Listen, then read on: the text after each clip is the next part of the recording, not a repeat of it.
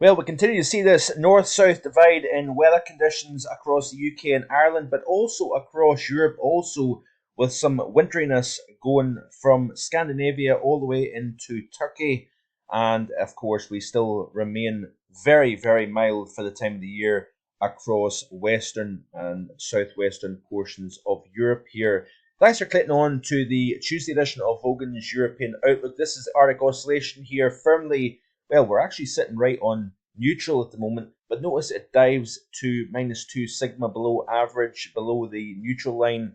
It goes back towards neutral once again, some members indicating it goes firmly in the positive territory, but also firmly negative territory as well. So we have got a significant spread in the model output with regards to the Arctic Oscillation here. The North Atlantic Oscillation firmly negative, as you can see here, and actually goes even deeper negative for a period of time over the next few days here between now and the 15th of October. Then it goes back towards neutral once again.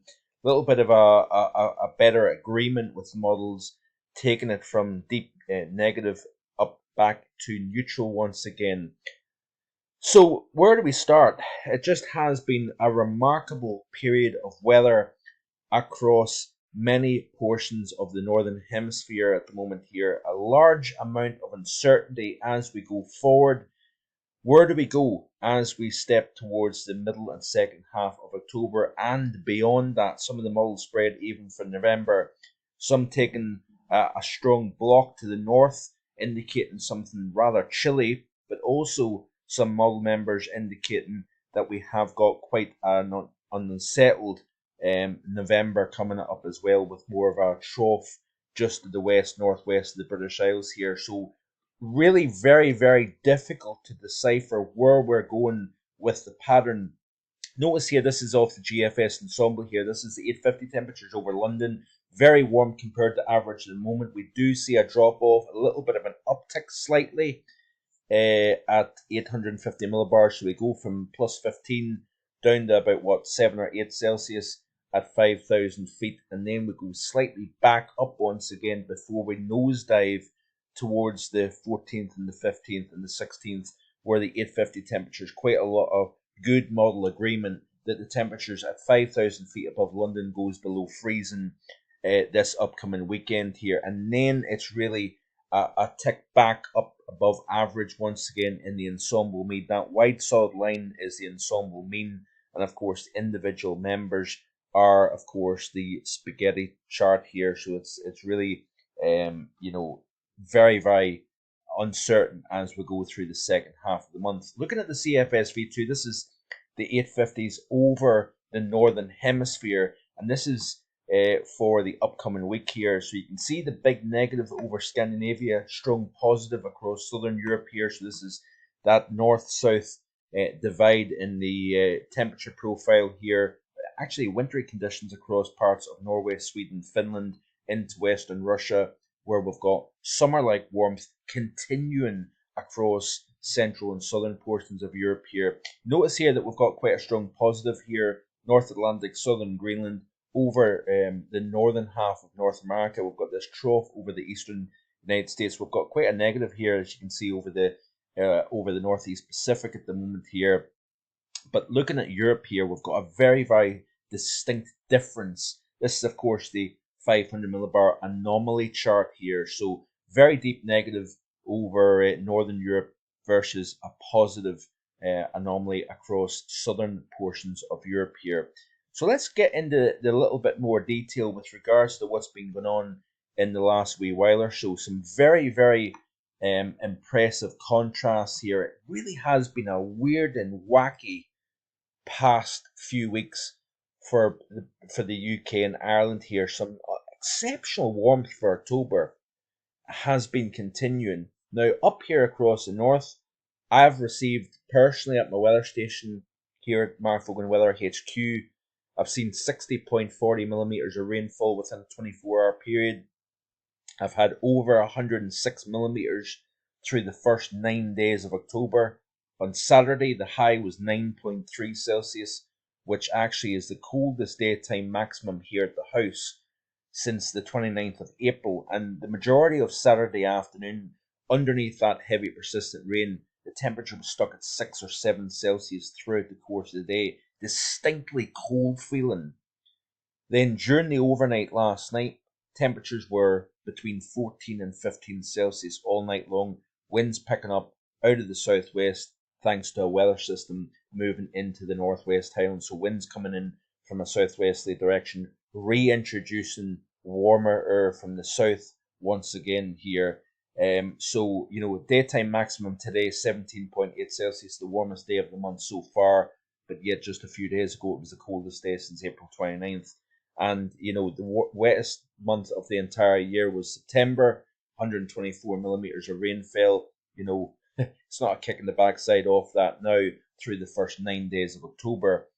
Just interesting to see how much rain we get through the second half of October. Does it beat September to the wettest month of the year so far? But really is quite remarkable stuff, especially when you look at the conditions that we're seeing up here across the north versus parts of Ireland, England, Wales. Our good friend Ryan Bruin, based in Dublin, saying that the 3 of the top 10 warmest October days on record in Ireland have been in the past 3 years here. So we've been seeing some remarkable temperatures. 24.0 Celsius at Ashford and Wicklow.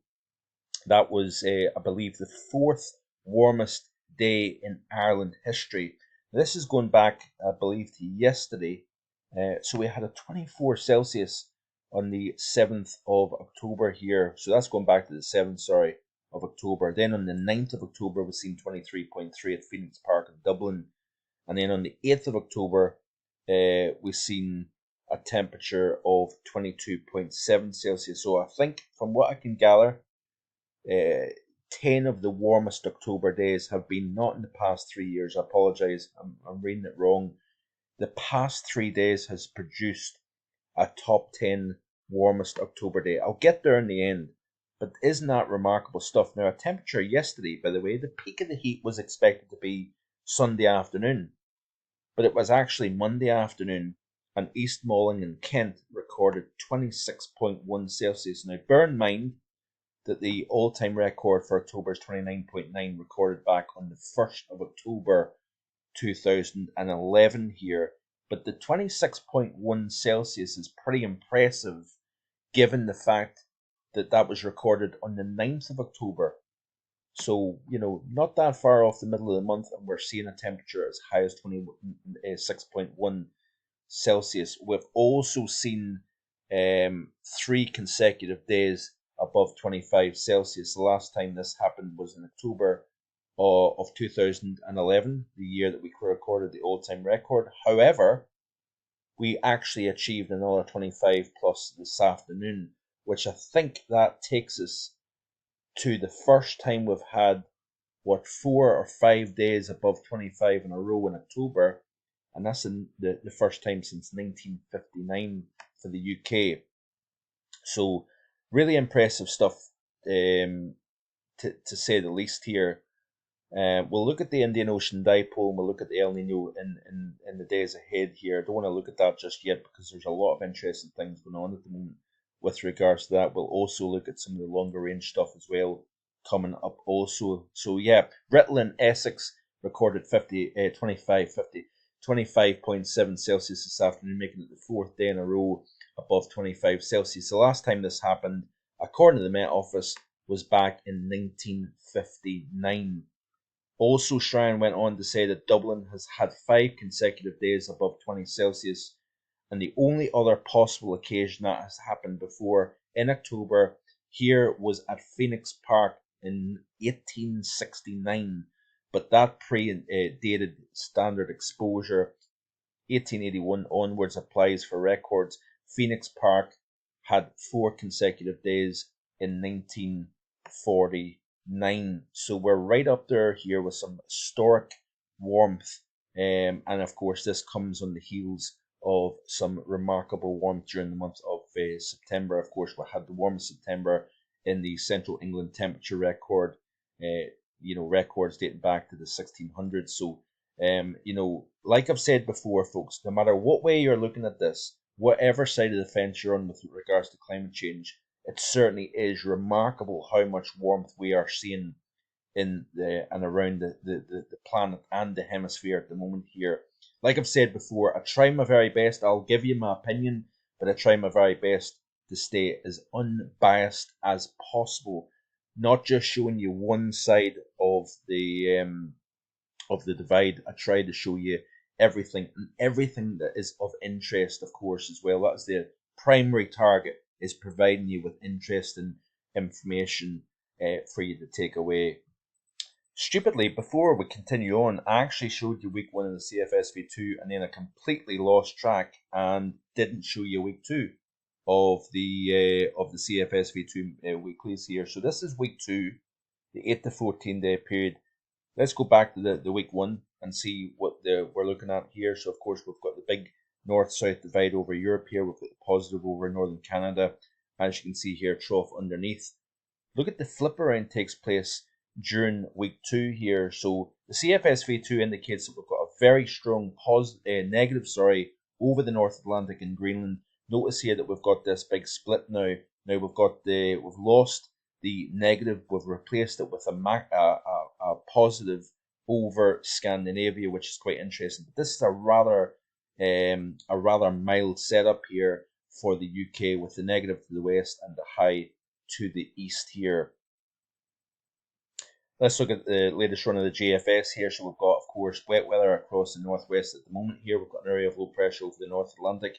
As this system then tries to have a piece of energy split away from the main low itself over the Atlantic, we're going to see energy running up out of the southwest, while we've got weather coming in from the northwest here. So we'll continue to see this fight and tug of war between weather coming in from the northwest from a colder direction, and weather coming in from a southwesterly direction, a warmer direction here. So the cold air never really truly makes it right down into the southern half of the British Isles. We've got a system here that really starts to pep up through tomorrow morning and through the course of tomorrow. As that milder air lifts north, collides with that cold front coming south, we're going to see some fairly heavy, persistent rain breaking out across the central swathe of England, northern and central parts of Wales here for a time tomorrow here. So as we play through the loop, you can see what takes place here. So some pretty wet conditions actually developing. It looks as if the GFS tries to develop an area of low pressure along that boundary across the southern half of the UK. So we may see some heavy rainfall for a period of time through the course of tomorrow. That may lead to some localized flooding here, but it has been drier across the far south of the UK compared to the central and northern portions. But you notice here, as we push towards even the weekend, more areas of low pressure. There's a bit of a breeding ground taking place here between Greenland and the UK. Areas of low pressure riding that northwestern branch of the jet stream. We'll see these areas of low pressure deepen as they come south. But notice here that there's energy splitting off that area of low pressure over the North Atlantic that is then pushing its way up and meeting this system coming in from the south. Further outbreaks of heavy persistent rain in a very similar area to what we see during the early portion of tomorrow and through the day tomorrow.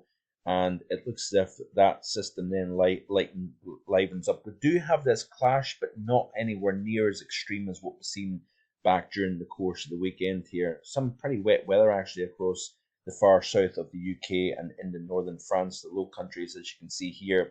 And then it's this situation here as we push into the weekend.